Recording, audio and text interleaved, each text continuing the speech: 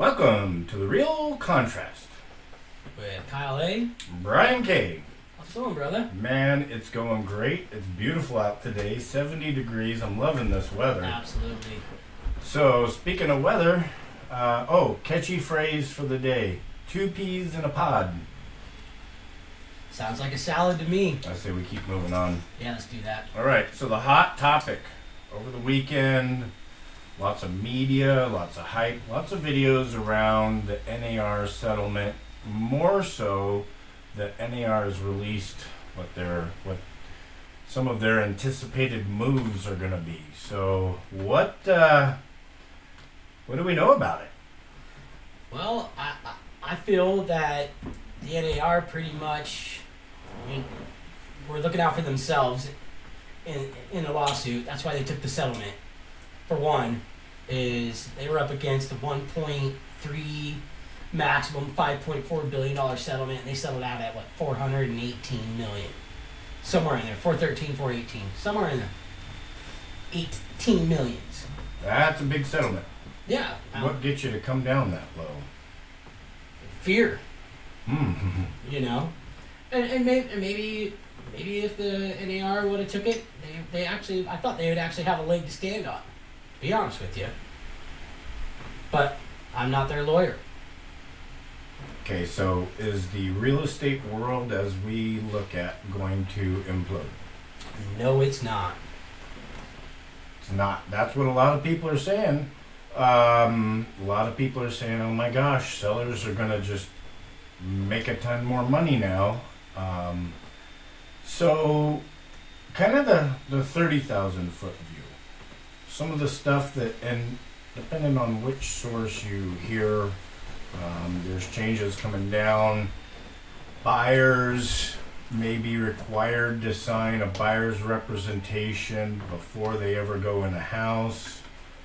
Sellers don't have to pay commissions anymore. All kinds of different stuff. What do we know for a fact? There's some stuff coming down the pipeline for change. Absolutely. So what do you do to prepare for that in the meantime? Well, for one, don't get your panties in a bunch right now. I think we need to wait till we really know what's coming down. You know, once we have finalized, once their agreement's finalized or the lawsuit's finalized, then we need to wait to see exactly what's happening. You know, what the changes. We know, for example, that there's going to be no buyer's commission stated on the MLS. And two, I believe that we don't have to be associated with the NAR to be on the MLS, which those are pretty big. Now, as far as negotiating with your client, it's just, you got to be honest with them. You know, if the seller's not willing to pay a commission, then we need to get paid as well. We work hard. So I think there is something that we can definitely be doing. Because I know there's a lot of agents out there right now that are not talking about buyer representation, maybe at all, but until, that a lot of buyers don't see buyer representation until they sign the paperwork and it's buried right underneath of the contract. I'm not saying Guilty. And there are so many, it's the old school way of doing things.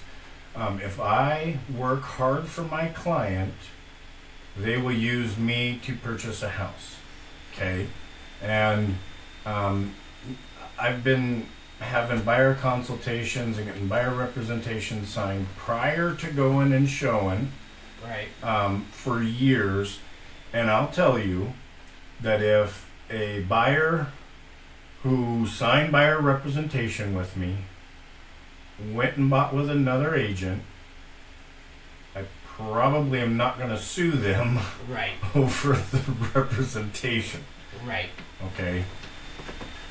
It's more for me and my business. It's been more about, hey, let's get it out on the table. It's one less thing to talk about when we're in the height of writing the offer. And you need to know what your rights as a client are. And I don't have anything to hide. And also what what I've shared with a lot of people, agents over the years, is if we start down that road, we start talking about it, and you don't want to sign a representation with me, fantastic. You know how much time I've just saved? Right. Like, I appreciate doing business with you, Kyle, and have a good day. Like, I'm not going to go Right. open 4 or 5 different doors for you to meet someone at an open house, and, you know. No, I absolutely agree with that. And for people like me who do it the old school way, it's just change. And I'm perfectly fine with that. Like, I don't have a problem with, going through a buyer's rep. Done it several times, several, I should say, more than several times, and it's always worked out just fine. Now, I have met people who don't want to sign that buyer's rep, but this is going to be a different story. And I'm almost wondering if this situation kind of puts more balls in the court of the listing agent. I mean, do you know what I'm saying? So let's say, okay, with the new rules coming in, Yeah. and the seller doesn't want to pay a buyer's commission. Yes. Now, do you think that's going to make, and if a buyer wants it, do you think that's going to push buyers towards selling agents, listing agents? And that is a great question. And it's funny today, a couple times in the last couple days, talking to agents, and oh my gosh, we're going to have to do buyer representation before we go. And I'm like, you know what the answer for that is? Just get more listings. Yeah. Just sell more houses. Right. Talk to more sellers. Don't worry about buyer representation, okay? Right. Yes, I do. And it depends on what the details come down to. Absolutely. But here is my greatest fear for buyers out there and or sellers is, first off, I don't know how long banks would be tickled pink about not having their client represented by an agent. Absolutely. Or an attorney. Because their Twinkies are on the line too at that juncture. However, I do not believe long term that buyers constantly just working with the selling agent or working with the selling agent is one thing if they're represented by them, but unrepresented right transactions. Right. There's no errors and omissions insurance. You don't have an advisor on your side to say, this is what line 472 means. Correct. This is what we should do with, this is typically how we see it in this market. How do you feel? What do you want to do? Right. These are your options. Because the title company's not going to do that. Nope. And if you don't have an agent on your side, who is going to do that? Well, it's going to be a real estate lawyer. How much does that cost? Yeah, I don't know, but there's not enough of them, to be honest with you. They're hard to get hold of. Absolutely. So, I mean, everybody thinks, at least from what I've read in the news articles, that sellers it's gonna cut, 25 to 30% off. That'll be savings for them, and there's just no possible way that those are accurate numbers. So I think there's a lot of confusion out there, and there's a lot of hype. And then when we're comparing it to other countries where they're doing it for 1 to 2%, we're in a total different bracket, over here. It's different. Imagine this. Here's your agent, and he's working with you for a year. I mean, how many clients have you had that you've worked with for a long time and you've showed them many, many homes? There's a lot of money out of our pockets. I can't count. A lot of money out of our pockets. I was just talking with my client today. He's actually becoming a realtor. However you want to say it. You said it right. I said it right while it's going down the tube.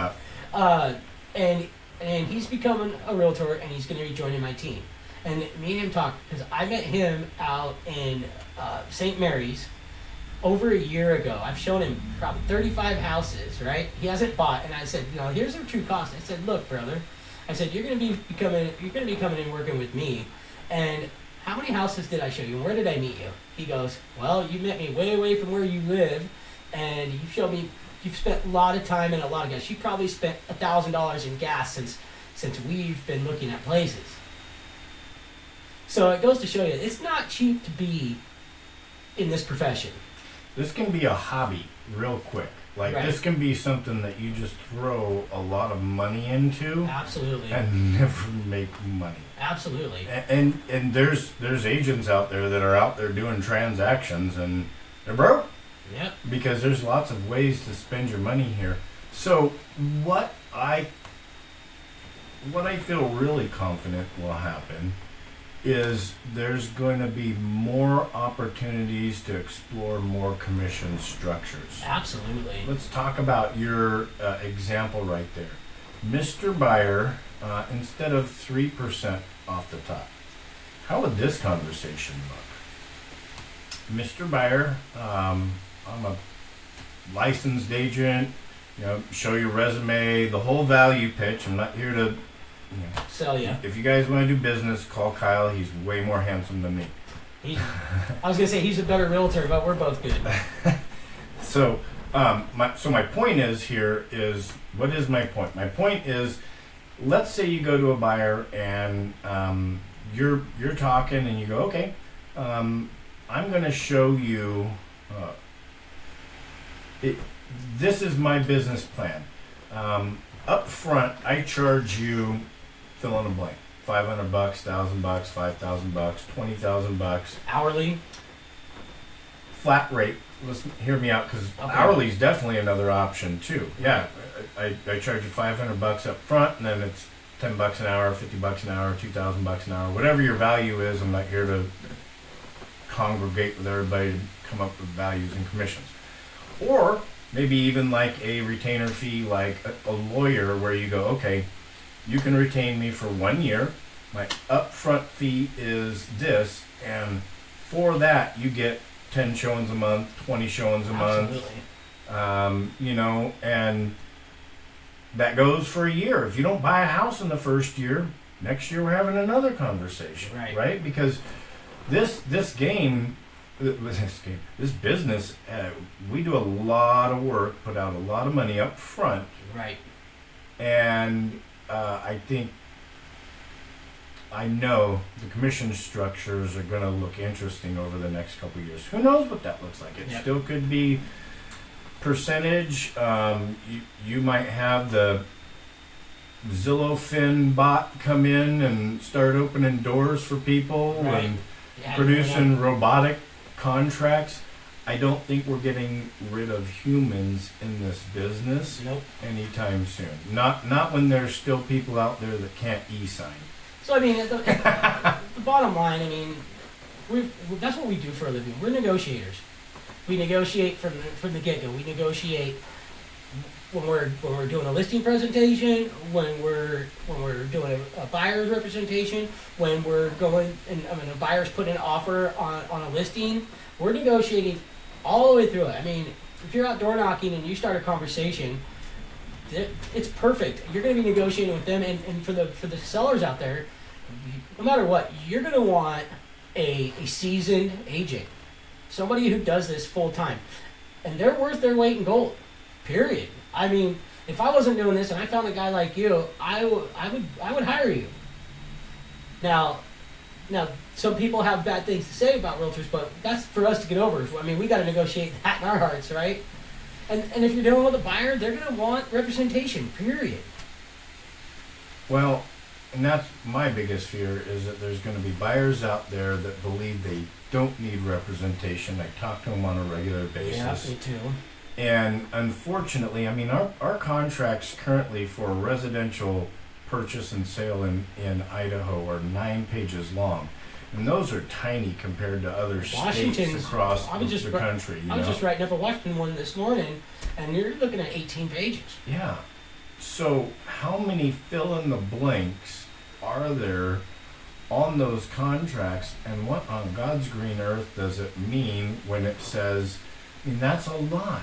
You can go down to a title company and get a 1-page purchase and sale agreement filled out, right? You think there's not more details in a 9-page agreement, and Right. those details are there specifically. It's like the hot coffee on the McDonald's cup. Absolutely. It's there for a reason, because someone got burned, literally, and Yep. that's why our contracts state that you have earnest money in by this date, and you're declaring whether or not it's contingent on the sale of another home, and we're going to do an inspection, and oh, by the way, the seller has to have the power on 2 days after we go under contract, so I can do the inspection. An appraisal, and hey, what other terms do you want in there? Like, you're going to have an agent who's seasoned enough to know these things. Mm-hmm. Now, that being said, if you look back at for sale by owners, FSBOs, you're going to see a high percentage of those end up in court.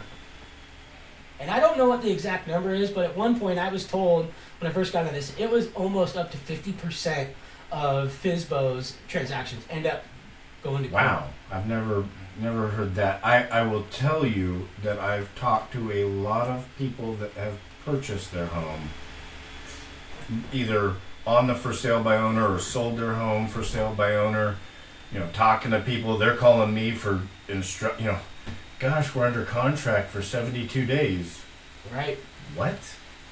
Well, they said they were pre-approved, and then we got under contract, and then come to find out they weren't approved through the VA, so we had to go through conventional, and they didn't have the money, and it could all been taken care of with an agent, right? Oh my gosh, yes, and you don't know what you don't know, Right. But when you've got the experience behind you, not only of the agent, but his whole team and everybody around him, the brokerage, Right. that's powerful.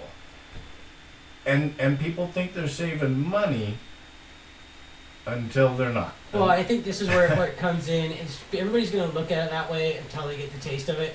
And I think this is a good one for any agent out there that's been building relationships. I have repeat customers, especially investors, who are like, we'll wait to, sign your representation. They're really finicky about how that looks and for the term, is it going to go past this? And if this deal doesn't go through, we're going to want to do another buyer representation, right? And I think that's a good area to hone in and have those relationships more tight, because people who value you and care about you, that's what you want anyway. 100%. And that's what I'm going for. I'm a relationship builder. Now, just because I got to put in a buyer representation and tell the truth, like I haven't been already, right? Of course I have. And honesty comes up front. That's going to build a tighter relationship. And if they don't want to do that, then hey, if it's less work for me, then look, I'm not wasting my time. To every agent, this just popped in my head, right? Like, because I know there's a lot of agents that don't have buyer representation before they go show houses. I'm not bagging anybody. No, absolutely not. It's not there. And I would love to poke the newer agents and encourage them to start this as soon as possible. But it's just the way things were done. It doesn't make it right. To varying levels. Don't smirk at me like that, Brian. To varying levels, I think that there's some opportunity missed. Let's say that, and we'll keep it a family show here. And you know what? And another thing is, I think it'll allow market participants to actually interview clients or interview agents.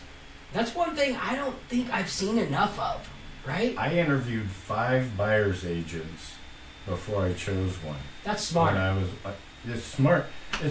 I've never heard that before. I've never sat across the table as a realtor and my client or my future client says, "Yeah, I'm interviewing 4 other agents." Perfect. Maybe one. Right. Right. And you can do that, right? And you should. Mm-hmm. And even when I'm out door knocking or when I go to a listing presentation, I even state it like, hey, it'd be a benefit to you to, contact 3 other agents. And so far, every time that they've done that, they've come back to me. I mean, that's just being honest and being fair. And you know what? The cool news is if you're an agent and you're losing those, then you're going to have to be able to figure out why. There's something missing, right? And that's going to cause you to grow. And that's where I'm at right now, Brian. I'm growing, baby. We all are. Yep. You know what I do? When I go to a presentation, I bring them your phone number, and as soon as they've talked to you, boom, I've locked in the deal. Right. Thanks, Brian. Anyway, guys, that's another podcast. Hey. This was fun, man. I love this. Yeah, that's another podcast with Real Contrast, Kyle A. Brian K. Peace out.